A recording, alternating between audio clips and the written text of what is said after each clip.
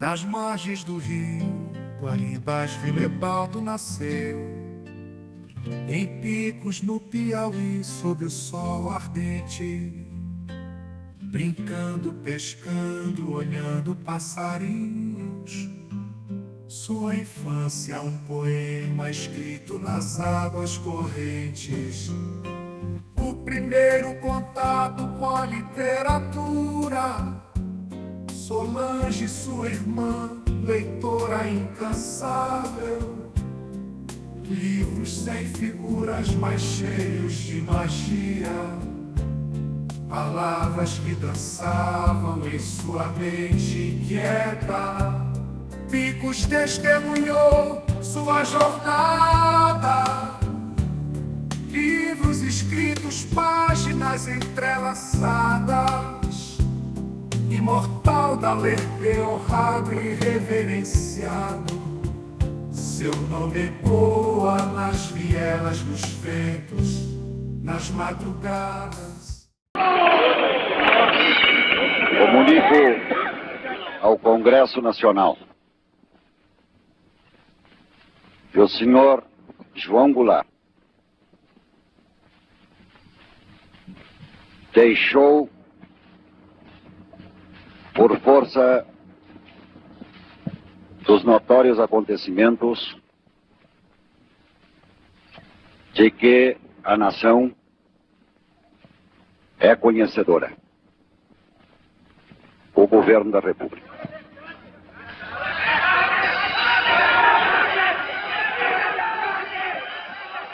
Em 1964, o Brasil vivia um período conturbado de sua história, marcado pelo golpe militar e o início da ditadura militar, pela repressão e controle com censura à imprensa e a perseguição a opositores políticos.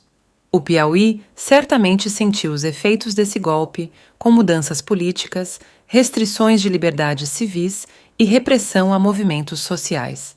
Apesar da repressão política durante o regime militar, houve resistência e mobilização popular em várias partes do país, inclusive no Piauí, com movimentos sociais em defesa dos direitos humanos, democracia e justiça social.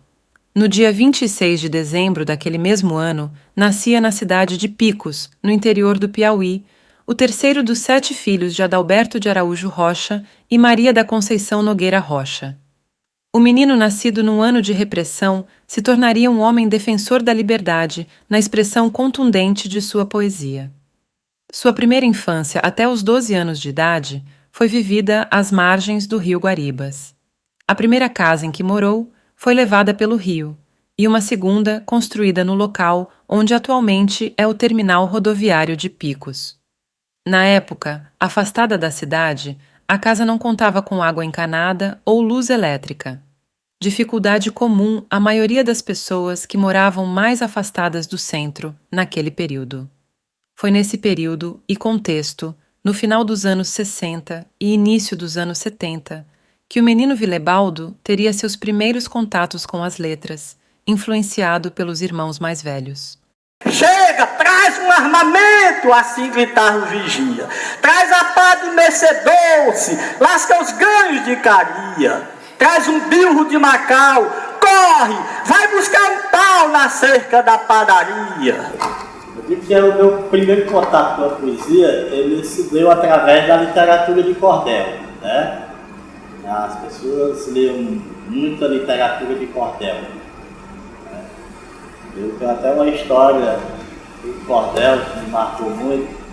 Pela manhã, geralmente, eu vinha ao centro para comprar carne, né? E numa dessas vindas, eu encontrei com o homem da cobra, chamado o homem da cobra, né? Ele tinha 2 malas, né? E ele dizia que dentro de uma tinha uma cobra, né? E na outra ele tinha uns vidrinhos, umas pomadas que ele vendia. E aí ele ficava no meio da feira com um microfone muito grande no pescoço, né? E ele falava demais. Por isso que tem até um ditado que diz: fulano fala mais que o homem da cobra. Ele ficava ali no centro da Praça do Chile Luz, com esse aparato todo, né? E ele tinha os livros de cordéis que ele vendia, além dessas pomadas. E aí o que ele fazia, tá? Ele pegava um romance, ele lia umas 3 estrofes, depois ele ia vender aqueles produtos que ele tinha, né? E depois ele lia mais outra estrofe, até ele fazia todo esse trabalho para poder finalizar no romance de cordel. E eu vim comprar essa carne e terminei me entretendo, escutando esse romance, que eu lembro muito bem qual era Mariquinha e José de Souza Leão, né? E fiquei nada de terminar, ia vendendo esses produtos, e lia mais outra estrofe, e eu querendo saber o final da história. Mas não deu para esperar até o final. Cheguei em casa já muito tarde com essa carne que era para o almoço, e minha mãe me deu uma pizza de rodia, né? Pizza de rodia era aqueles panos de prato enrolado que as mulheres geralmente botam na cabeça para botar uma lata d'água, carregar. Então fazer na fazenda doméstica, limpeza. Minha mãe, porque eu demorei, me deu umas lapadas com essa rodia. E aí meu pai me viu chorando, aí ele perguntou: "O que foi, seu Vila?" Esse é um apelido que eu ganhei desde pequeno, as pessoas me chamavam de Vila, inclusive Seu Vila. Até meu pai me chamava de Seu Vila. E aí eu contei a história da carne, do romance de cordel e da pequena surra que eu levei. Aí meu pai disse: "Não, mas não se preocupe com isso, não." Quando foi no sábado seguinte, ele chegou em casa com 10 romances de cordel, né? Chegada de Lampião no Inferno, Chegada de Lampião no Céu, O Valente Vilela, O Pavão Misterioso e Mariquinha de José de Souza Leão. E só então foi que eu fui saber o final da história, né? Então esse meu primeiro contato com a poesia, ele veio através da literatura de cordel. Mas para eu ter esse contato, para saber das rimas, da musicalidade, né? Mas não para escrever até então. Nessa casa onde eu morei, a rodoviária, em que se lia Sob a Luz da Lamparina, uma vez minha irmã estava lendo e eu fiquei ali observando ela naquele ato de leitura, e ela percebeu essa minha observação e ela perguntou se eu queria que ela lesse para mim, né? Então eu disse que sim, puxei a cadeira ao lado dela e ela passou a ler o romance em voz alta, o romance que ela estava lendo em voz alta, né? E aquilo foi um deslumbramento para mim, porque depois eu pegava o livro que ela estava lendo e eu abri e era só letras. Praticamente não tinha figuras para você olhar, não tinha ilustração. E aquilo me encantava, como é que naquele amontoado de letras podia surgir aquelas imagens, aquelas histórias, né?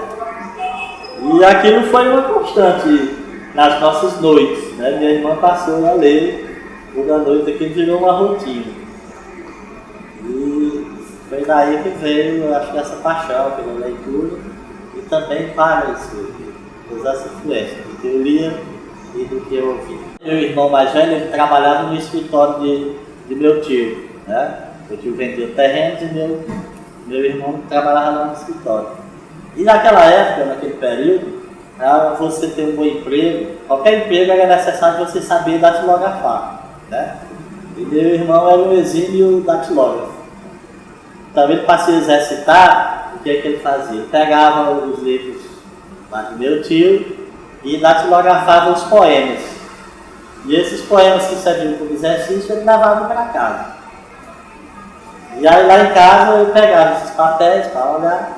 E foi então que eu tive contato com Casimiro de Abreu, a poesia de Casimiro de Abreu, que são os poetas da primeira geração romântica. Gonçalves Dias, Álvares, Fagundes Varela, Álvares de Azevedo, e também Castro Alves, principalmente o Castro Alves pela poesia social, né?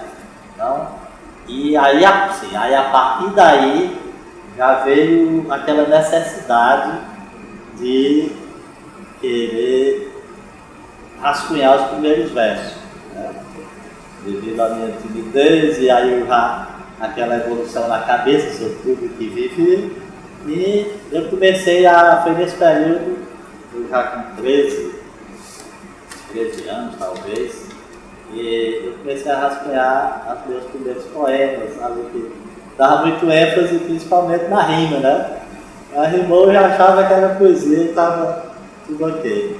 Então tudo começou daí, dessa influência desses textos do meu irmão, os textos da escola, que também já começava a ver os estudos. Iniciei no Instituto Padre Anchieta, que era um colégio fundado por Dona Conceição Albano e Oswildo Albano.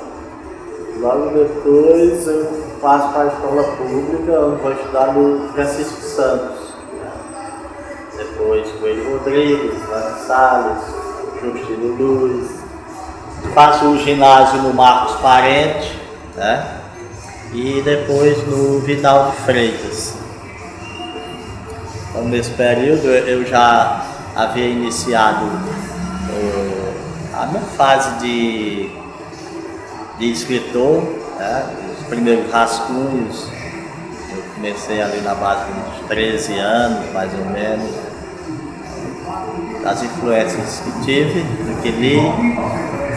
E, de fato, eu lembro bem que foi quando uma professora de religião pediu para que escrevêssemos algo sobre a Bíblia, sobre a vida de Jesus.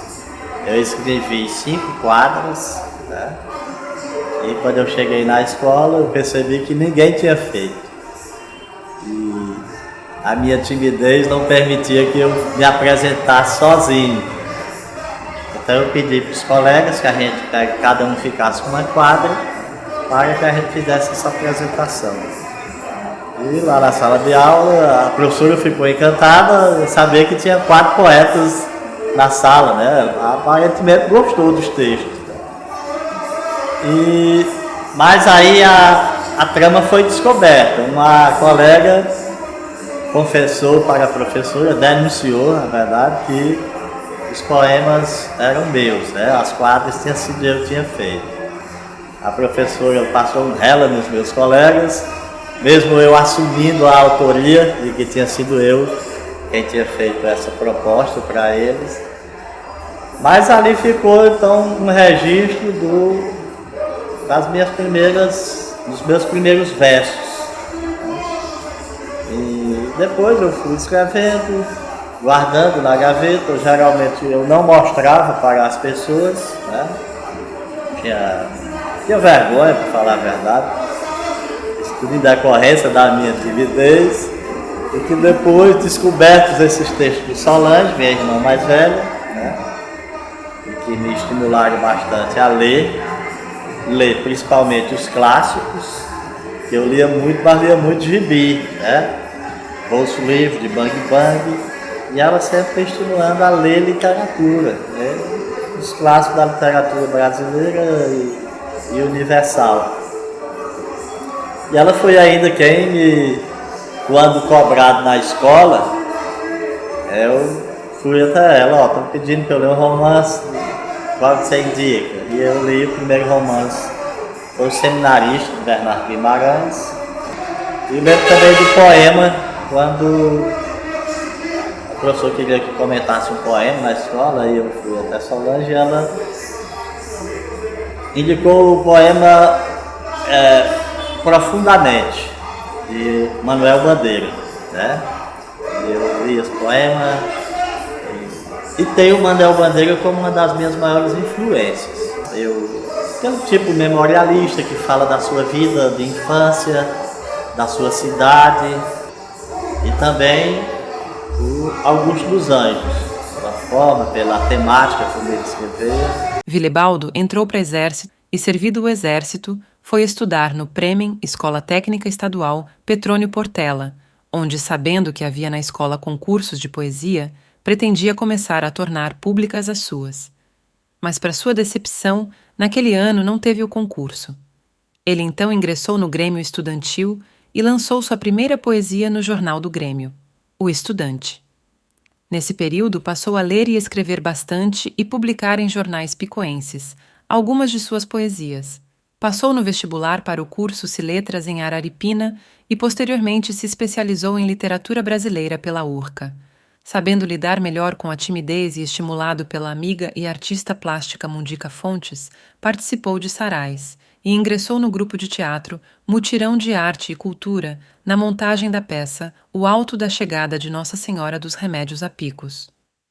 Passou ainda pelo Grupo Ecológico de Picos e do Grupo de Teatro Oasis como membro fundador, no qual atuou em 2 peças e, com o fim do grupo, a convite do diretor Sávio Barão, ingressou no grupo teatral Projeto Bar Cultural. Mas terminei entrando no grupo de Sávio Barão e lá fui muito bem recebido e a gente realizou vários trabalhos nessa área teatral, nos festivais de teatro aqui em Picos, Simões, Fronteiras, Oeiras, né? Levamos aí da peça Morte e Vida Severina até o 4 de setembro, né? O palco maior do teatro do estado do Piauí, nós estivemos lá. Então essa foi a minha formação também agora no rumo das artes, né? Eu pessoalmente casei, né? Casei com Rosângela de Souza Leal Rocha, a mulher que me deu, a gente sempre desde o nosso encontro inicial de namoro, a gente viu que tinha muitas afinidades, né? E daí nasceu o amor e a gente veio a casar, né? Estamos casados até hoje, graças a Deus. Mudou muito a minha forma de ver o mundo, né?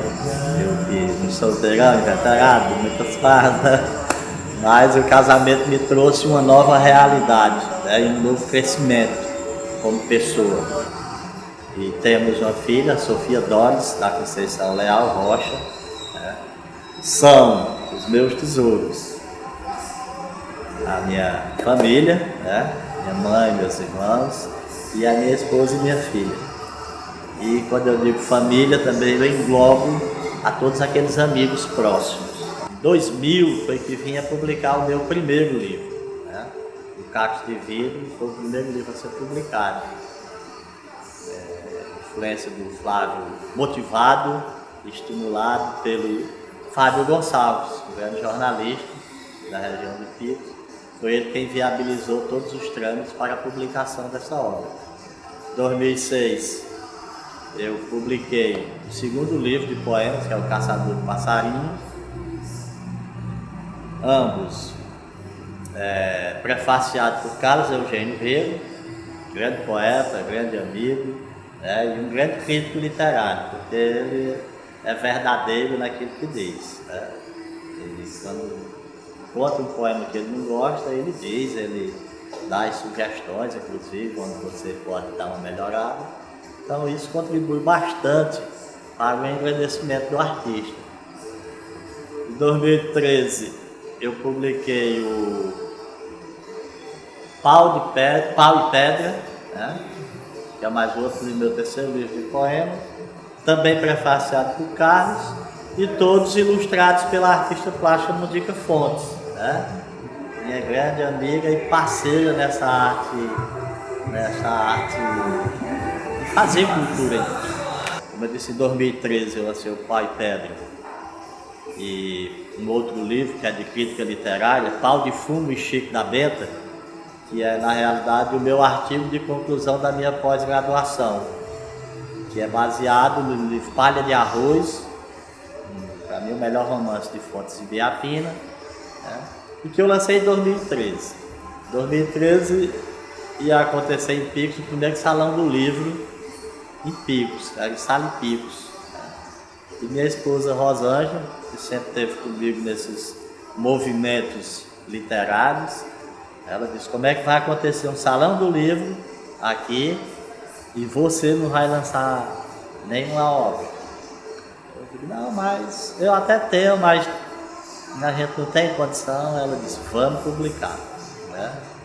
A gente dá um jeito, vamos ver como é que a gente faz. E aí botei os 2 livros na gráfica e com esse empurrão, com esse braço forte me auxiliando, eu publiquei essa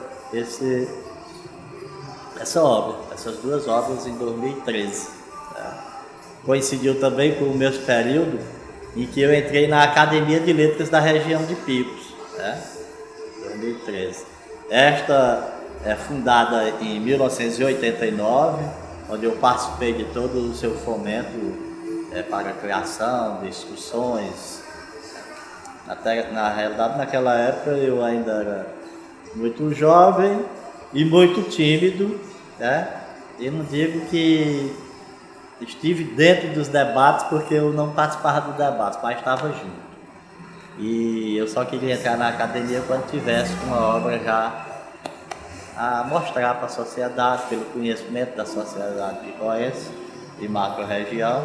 Em 2013 eu já estava com essas 3 obras, né? O meu trabalho também como ator, e eu já né, professor também, então já tudo isso já motivou para que eu participasse. Então, e após o teatro veio o cinema, né?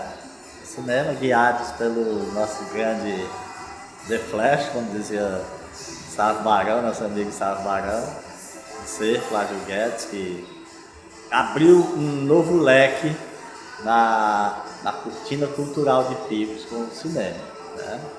A gente começou de forma quase como uma brincadeira, né? Uma câmera amadora, e que, graças a Deus e ao esforço de todos, a gente já construiu um legado cultural aqui também na cinematográfica, né? Eu participei do Senhora dos Remédios, nosso longa-metragem, nosso grande, acho que é um dos grandes filmes nossos, é o Senhora dos Remédios. Infelizmente a câmera não era ainda uma câmera profissional, mas é uma história que a gente tem. Depois do Eita Pílula, 1 e 2, né? O Pescador e o Rio, baseado na lenda do Cabeça de Cuia. E o Flávio, você adaptou o conto O Sonho de Felismino e fizemos um curta-metragem, né? Em principal eu e Sávio Barão, né? Ficou uma grande obra que já tem agora uma sequência, né?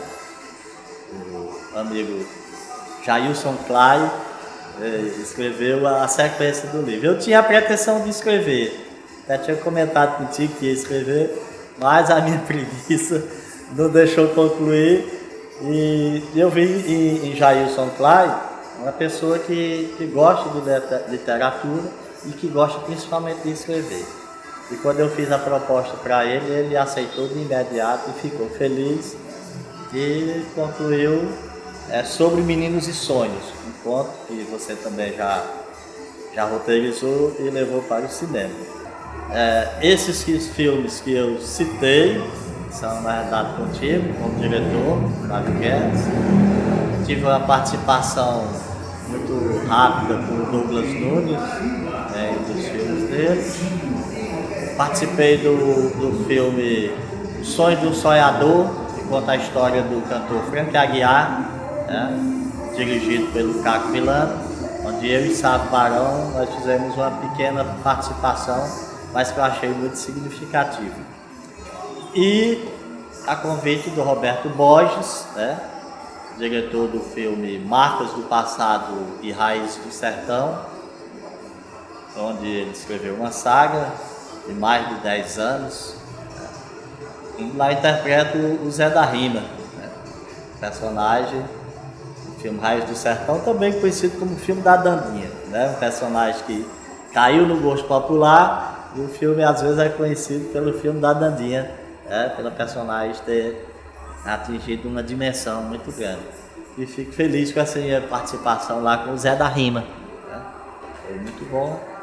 Esta é a minha trajetória, né? Minha trajetória de vida, minha trajetória como ator e como poeta, né?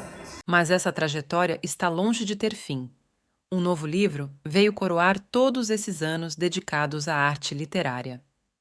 Em O Poeta e o Menino, prefaciado por Deolinda Marques, Willebaldo reúne toda a sua obra já publicada, somando-se a artigos e às críticas literárias que recebeu ao longo da carreira, bem como seus prefácios e homenagens diversas, todos reunidos nas quase 300 páginas do livro. E um capítulo à parte na história desse poeta, e talvez sua maior e mais consistente obra, verifica-se no enlace com sua esposa Rosângela, companheira e incentivadora em todas as horas, e sua criação conjunta, Sofia Dores. Sofia foi uma bênção na minha vida, né? Até bem antes de Sofia, Rosângela, foi uma bênção que foi uma pessoa que entrou na minha vida para somar, né? A me fazer crescer como ser humano e também como escritor, como profissional da área de educação, né? E desse amor com Rosângela veio Sofia. E com Sofia, como a poesia está enraigada em mim, né? Inclusive no dia que Sofia nasceu, eu já estava com o poema Espelho, né? Escrevi naquele dia prontinho, né? O poema Espelho, né? E desde então vem essa motivação para escrever mais sobre a vida e sobre aquelas pessoas que estão próximas, que me fortalece. E com isso veio também já essa veia que eu tinha com a música, né? A música, desde os primeiros poemas que eu escrevi, eu já via musicalidade, né? Mas como eu nunca fui um músico, eu tinha a música na minha alma, né? No meu espírito. Mas eu não toco um violão muito fraco, então não ainda para poder fazer. Mas as minhas parcerias com o Sueli, com o Luiz Campos e com o Carlos Eugênio, que são instrumentistas, né? E que deram vida aos meus poemas, isso também veio a me motivar a eu mesmo compor as minhas melodias. 15 anos e parece que foi ontem o dia abençoado que você nasceu. Foi o melhor presente que Deus ofertou para sua mãe e eu. O seu primeiro choro, seu primeiro sorriso, a primeira palavra, quanta emoção. A vida ficou mais colorida e viva, e nós três agora somos um só coração.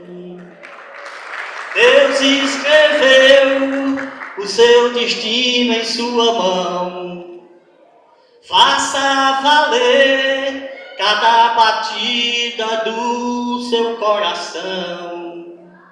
Seja feliz e tenha fé na vida com ardor.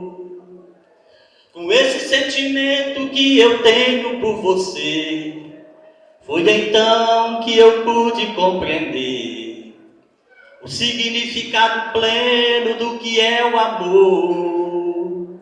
Eu te amo, meu amor. A Sofia veio para me fortalecer como ser humano, como pai, que a gente muda a forma da gente de ver o mundo, de como estar no mundo. A minha poesia, né, ela ganhou uma dimensão maior com a chegada dessas mulheres em minha vida, minha mulher e minha filha. Quando Willebaldo fez o curso de letras, não pensava em exercer a profissão. Fez o curso pó que a região não oferecia a outros, e era no de letras que ele via mais afinidade, e conseguiu assim embasamento teórico literário. Trabalhou por anos no departamento pessoal de uma empresa de engenharia, pela qual viajou para diversas cidades na Bahia, Goiás e Distrito Federal. Em 1994, ele retorna a Picos sem pretensões de lecionar e então monta uma loja de material de construções e um posto de lavagem de carros. E somente em 2000, mesmo ano do lançamento do livro Cacos de Vidro, lhe vem a oportunidade de lecionar, a princípio pelo município, para trabalhar no interior, e esse trabalho na zona rural lhe estimulou a continuar na educação. No mesmo ano, fez então um concurso para professor estadual e assumiu na escola Mário Martins, o mesmo Mário Martins que viria a se tornar seu patrono na cadeira número 10 da Academia de Letras. Seguiu lecionando em outras escolas estaduais e, paralelamente, era convidado a fazer eventos literários em diversas outras escolas, o que culminou com sua cessão para ficar à disposição da Academia de Letras da região de Picos e, posteriormente, também do Museu Osildo Albano, nos quais trabalha até hoje. Então isso me deixa imensamente feliz de estar trabalhando nestas duas entidades, que é a Academia de Letras da região de Picos, pelo seu legado, pela sua biblioteca também vasta que tem, pelo seu resgate da obra e da cultura e dos valores culturais de nossa terra, e aqui no Museu Osildo Albano. Então eu venho casar, tudo em minha vida tem casado com a arte, né? E assim eu sou feliz e espero estar dando o melhor de mim, quer dizer, eu estou dando o melhor de mim, né? Espero que essa doação, né, esteja fazendo o bem, né, para o crescimento cultural de nossa cidade, de nossa comunidade e de nossas entidades culturais. Porque uma coisa é certa, a gente tem que fortalecer as entidades, porque nós vamos passar, né? As entidades vão ficar para o futuro, então a gente tem que fazer. Então, até aqui dizer que o Museu Osildo Albano e a Academia de Letras necessitam do apoio da comunidade, né? Do apoio dos gestores públicos, para que elas possam melhor servir a nossa comunidade. Rio Guaribas, rio da minha infância, rio pouco e lento, mas de águas claras, com piabas, traíras, piaus e mandins. Rio das lavadeiras que, ao cair do sol, estavam com os dedos engelhados, os corpos cansados e alguns trocados na capanga. Rio dos cavaleiros mirins, que galopavam no seu leito em cavalos de carnaúba, tangindo vacas, bezerros, sonhos e ilusões, tangendo a vida, tangendo a sorte, a morte. Rio dos plantadores de alho, que fizeram de Picos o celeiro do Piauí, teu leito verde distribuindo sonhos e esperanças, amenizando a dor no olhar do povo daqui. Rio que no inverno arrastava as populações ribeiras e deixava nos olhos das mães dos meninos afoitos lágrimas salgadas e amargas e tristes. Rio Guaribas, doce retrato amordaçado na lembrança. Hoje és mofo, esgoto, fratura exposta. O homem mija na solidão das tuas costas.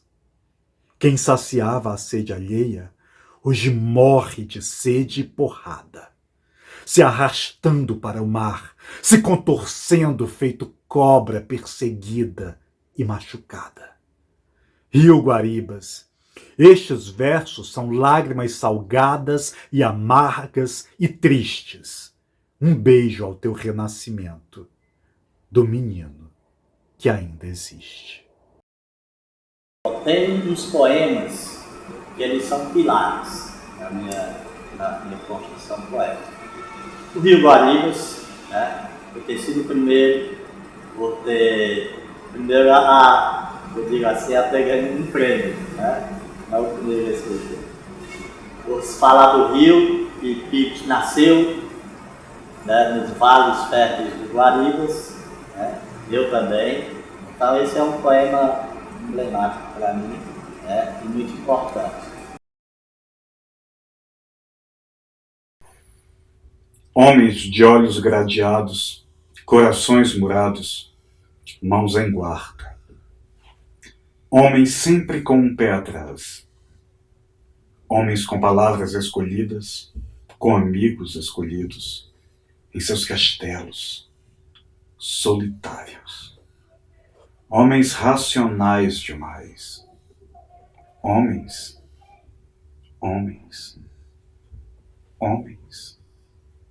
Homens duros, homens muros, homens de cimento e cal.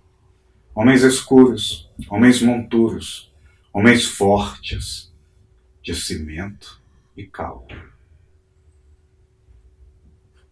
Certos animais estão mais civilizados. Certos animais estão mais enternecidos. Certos animais muito mais humanos.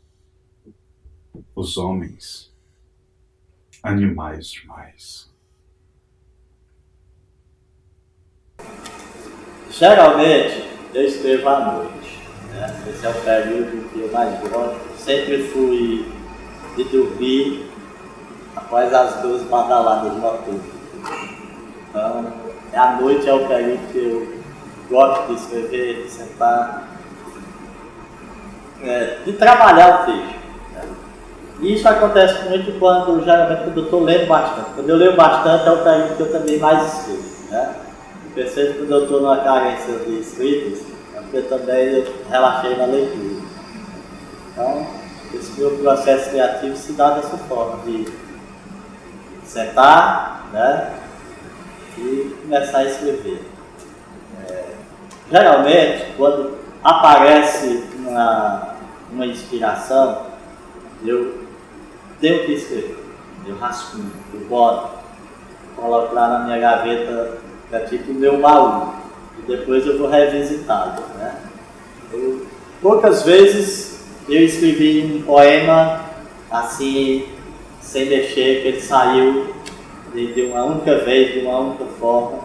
Geralmente eu sempre vou construindo, e esse meu processo de construção ele é muito fragmentado, né? Porque às vezes que eu começo eu vou botar lá no final, às vezes que está no final eu trago para o início, eu mexo muito, eu vou como uma argamassa, eu vou mexendo, vou fazendo, e depois é que... E também só escrevo à mão, né? Depois é que eu passo para o computador. Histórias de heróis a gente lê nos livros e vê nos filmes da televisão. Compra um pôster e prega no quarto para servir de fonte de inspiração. Mas quem é esse que de madrugada põe o pé na estrada para trabalhar, com as mãos sulcadas constrói um destino para o seu menino poder estudar? Que lhe mata a sede, que lhe mata a fome, que lhe dá um nome para poder honrar. Mas quando chega em casa, cansado, não encontra braços para lhe abraçar. História de heróis a gente lê nos livros e vê nos filmes da televisão.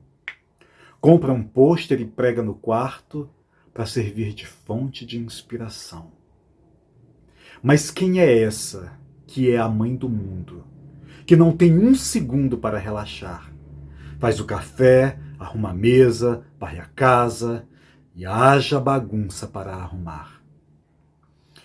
Ainda encontra tempo e faz uma prece que o filho merece para não desgarrar. E ao fim da noite, já muito cansada, não encontra braços para lhe abraçar. No meio da sala, o filho admira o artista famoso da televisão e não percebe que ao seu lado existem heróis ao toque das suas mãos, que não dão autógrafo, não saem em revistas, mas são eles que inspiram os da televisão. Heróis, poema Heróis. É um poema que já é do meu segundo livro, Caçador de Passarinhos. Né? Então, eu já escrevi esse poema no cor dos meus 30, acho que eu tenho 35 anos. E ele remete a um texto que eu li ainda na minha pré-adolescência. Era entre os 13 e 14 anos, ou talvez até antes disso, eu li um poema chamado O Herói. Né? Esse poema, O Herói, me marcou demais. Né? Acho que foi logo depois do falecimento do meu pai que eu li esse texto. E o herói o autor era Judas Isgorogota, um nome bem esquisito, o texto do herói, que eu li, marcou demais, mas que depois eu perdi, fiquei só com a essência do poema, eu não decorei o poema, e nem depois eu não encontrei mais esse poema nem no livro, e nem o autor, que só depois, quando eu escrevi do meu Heróis, e muito tempo depois é que eu vim localizar. Então, quando eu escrevi o Heróis,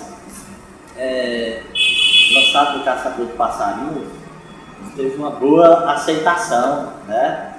E eu, de vez em quando, eu batia aquela dúvida se eu não estava plagiando o Judas Isgorogota, se algum verso meu era plágio dele, ou se, até se realmente eu tinha lido aquele poema, eu já bati essa dúvida.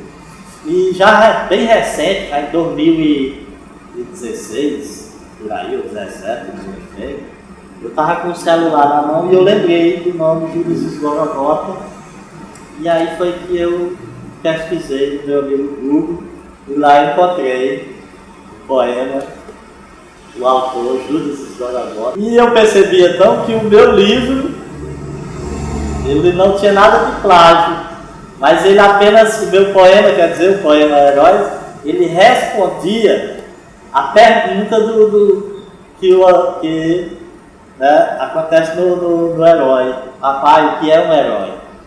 Né? Judas Isgorogota. O meu poema só faz responder essa pergunta. E por onde eu passo, principalmente nas escolas, eu gosto de declamar esse poema, eu gosto de contar essa história, porque ele mostra a importância da leitura, de como a leitura pode transformar alguém, de como a leitura pode incentivar, motivar alguém, né? Tanto na sua formação pessoal humana, né? Como até influenciar e motivar na sua produção literária, como fez comigo. A partir daquele texto, eu escrevi esse, Heróis. O sol cravava as unhas na tarde de março. Há 13 que me angustia. A angústia desse dia é uma lembrança eterna. A tarde esmorecia, a noite principiava. Príncipe menino no pó da estrada.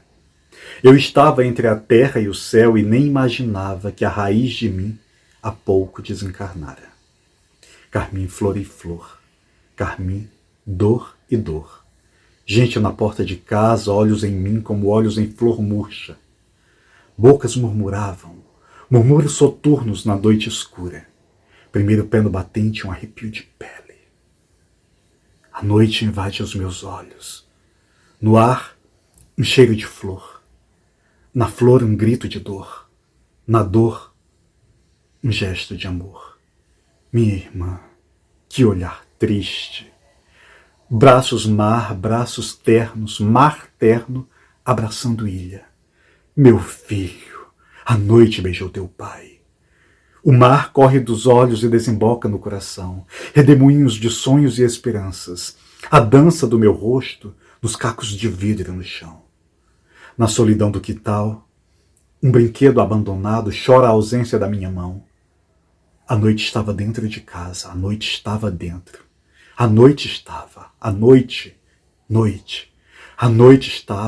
estava dentro, a noite estava dentro de casa. O arco-íris no horizonte era em preto e branco. Não havia cor, havia dor, escura flor, calejando os meus olhos de 10 anos. A noite estava dentro de mim. O sol nunca mais se levantou. E o homem que me amava partia. O homem que eu amava partia. Mas ficava em mim olhos, cabelos, sangue e a força do olhar. A tarde morreu sobre a laranjeira. Sob a laranjeira eu regava minha dor com lágrimas que não inundaram o meu rosto. Homem não chora. As palavras se esconderam, o brilho dos olhos fugiu, Olhos de vidro vislumbram nada. Havia som e silêncio no meio da noite escura. Noite, infinita noite, sem estrela e sem luar.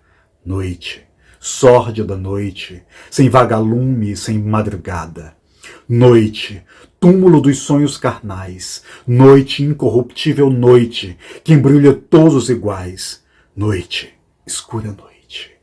Lágrimas que não inundaram meu rosto fizeram-se sangue, fizeram-se carne, fizeram-se vida. Vida, vila, vela, vitrais na vida. Lágrimas, lágrimas, lágrimas. Nenhuma lágrima, mas uma dor para a vida inteira. Vila, vela, vitrais na vida. O poema Noite, ele retrata o dia do falecimento de meu pai, né? Que foi uma dor intensa. E eu acho que eu escrevi esse poema para tirar essa dor de dentro de mim, né? Tirar do meu peito e botar ali naquele poema para ver se aliviava. Então, e esse poema Noite, ele dialoga com outros poemas, né? E geralmente a gente deixa que o crítico e o leitor identifiquem essa conexão. Era uma vez um menino que gostava de caçar passarinhos.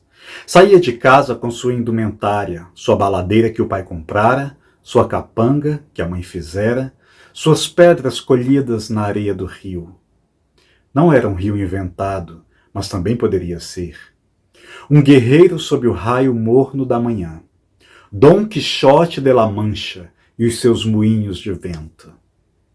Esgueirava-se pelos campos, entre flores, entre pedras, entre espinhos. Era quase só olhos, ouvidos e coração. Em lavadeira não atirava, senão Deus andaria de roupa suja. Também não era certeiro, nunca comera um coração de beija-flor. As pedras sofriam de inutilidade. No esboço de poema, uma Dulcineia recebia flores sem saber, flores silvestres, flores de versos. Versos ainda não materializados, mas vivos, inquietamente vivos. Versos ainda não esculpidos, na dor e na alegria dos olhos e dos ossos. Era um menino que gostava de caçar passarinhos, mas os passarinhos era que o caçavam, com seus cantos, suas cores, suas asas, arco-íris de pena. O menino sempre voltava com a capanga vazia, mas seus olhos vinham cheios de pássaros, cantos, cores, asas e poesia. Imagens que o tempo não apaga. Palavras aprendidas, apreendidas, inventadas ou invertidas, quem sabe explodidas. Umas nuas, outras vestidas. Versos movendo seus moinhos de vento. Vento movendo seus moinhos de versos. Um vento surgido do meio da noite. Arrastou o menino para o canto do tempo. Um homem surgido do meio da noite faz versos tristes, tristes como um passarinho morto. Era uma vez um menino que gostava de caçar passarinhos. Todos os poemas, eles são importantes, né? Até porque é por isso que quando eu fui fazer essa coletânea, que não é coletânea, essa junção de todos os textos, me indagaram se alguns textos eu não queria deixar de fora, se eu não queria tirar, fazer uma análise. E eu achei por bem que não, porque às vezes o texto que eu tenho como que seja mais significativo, o leitor não vai ver isso naquele, né? E um texto que eu possa ter colocado no livro para preencher um espaço, o leitor se identifique mais com ele, né? Então, o leitor, ele contribui com aquele poema, com aquele trabalho, a partir do momento que ele dá um novo significado após cada leitura que ele faz. Então, todos os poemas ele tem o seu significado. O percurso do meu rastro, o que minha mão constrói, o clarão do meu olho forjam a máscara do meu ser. Eu sou pau e pedra, sou nogueira de lei. Eu sou pedra rocha, sou meu próprio rei. 3 reinos me edificam, o mistério, a celulose, a solidão. Um espelho me reflete e me divide. Sou chimpanzé ou filho de Adão? Meus pés fincados nas rochas da capivara, no presente as digitais da minha mão, meus olhos buscam luz no fim do túnel. Eu sou pau e pedra, sou nogueira de lei, eu sou pedra rocha, sou meu próprio rei. Eu sou madeira de lei, a lei que me ilumina. Sou pedra bruta forjada na oficina dos vulcões. Sou a mistura de sorrisos e olhares ancestrais, sob o martelo e a bigorna do verso das gerações. Sou verso cascalho do fundo do rio, aonde o poeta menino vem me decantar. Eu sou da idade da pedra e ela me qualifica, lascada, preciosa, lapidada. Eu sou pedra de amolar. Desde a minha infância, eu sempre estive ligado. A minha vida toda foi tendo a arte como pano de fundo, né? Como um pilar que me sustenta, que me leva, e faço porque gosto, né? Faço porque quero e faço porque amo. Nunca vislumbrei, até seria bom se eu, como poeta e como ator, eu tivesse o meu sustento familiar, financeiro, a minha base financeira, mas não foi possível, né?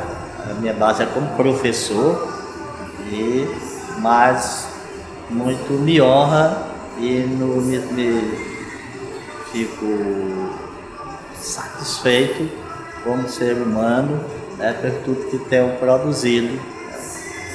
Faço primeiramente por mim, para satisfazer a mim próprio. E se esse fazer literário, tanto da literatura, como nas artes cênicas, como no teatro, se ele se ele deixa um legado para a sociedade, então isso me deixa mais feliz ainda. O percurso do meu rastro, o que minha mão constrói, o clarão do meu olho, forjam a máscara do meu ser. Eu sou pau e pedra, sou nogueira de lei. Eu sou pedra rocha, sou meu próprio rei. 3 reinos me edificam, me nego a celulose e a solidão. Um espelho me reflete e me divide. Sou chimpanzé, o filho de Adão. Meus pés fincados nas rochas da capivara. No presente as digitais da minha mão. Meus olhos buscam luz no fim do túnel. Eu sou pau e pedra, sou nogueira de lei. Eu sou pedra rocha, sou meu próprio rei. Eu sou madeira de lei, a lei que me ilumina. Sou pedra bruta forjada na oficina dos vulcões. Sou a mistura de sorrisos e olhares ancestrais sobre o martelo e a bigorna do verso das gerações. Sou verso cascalho do fundo do rio, aonde o poeta menino vem me decantar. Eu sou da idade da pedra e ela me qualifica, lascada, preciosa, lapidada. Eu sou pedra de amolar.